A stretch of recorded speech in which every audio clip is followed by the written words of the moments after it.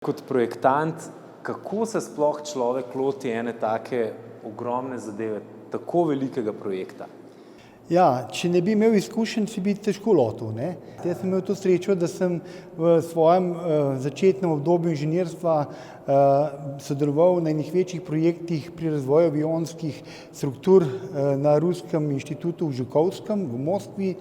Tam sem imel priliko sodelovati pri razvoju aviona Ilyushin 114 in takrat sem spoznal te dimenzije. Ta dimenzija, v kateri danes stojiva, je še malo manjša, kot je bila tista tam, ne.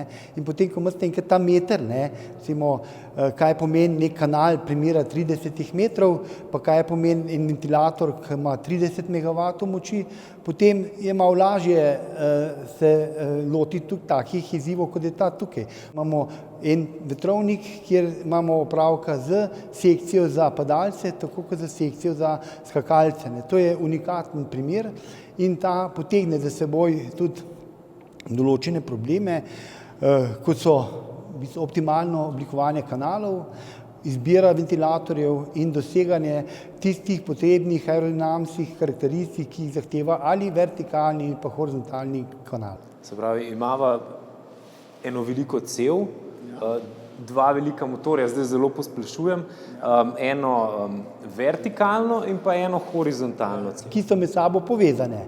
V enem čudnem prostorskem sosledju imamo več krivin eno za drugo postavljeno in ta zvijanje tokovnega polja, ne, prihod iz ene oblike toka v drugo, pa spet se zavrtite nazaj v tretjo obliko, potegne za sabo večje aerodinamične izgube, to pomeni tudi večjo moč na ventilatorjih in navsezadnje tudi kar velike probleme pri homogenizaciji hitrostnega polja, ne. Kako ste vse skupaj pripravili? Je to računalniška simulacija, so to makete?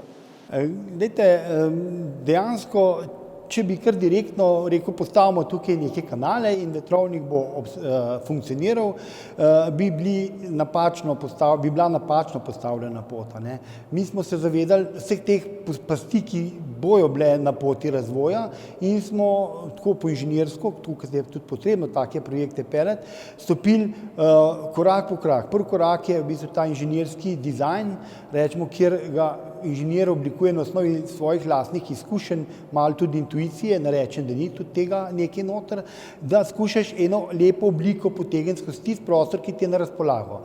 Potem temu danes v novejšem času največkrat sledijo numerično modeliranje. To pomeni, da imate neke modelirnike, ki omogočajo, da za neko izbrano geometrijo, katero vi predpostavite, se pravi, najprej predpostavite neko geometrijo na osnovi lastnih izkušenj, na osnovi intuicije, potem to geometrijo imamo in v to geometrijo potem vstavimo numerično mreženje, to se pravi, pridemo do neke numerične strukture, katero potem ob danih robnih pogojih, to se pravi, volumski pretok na dveh ventilatorjih, to je en od parametrov, ki je najbolj pomemben.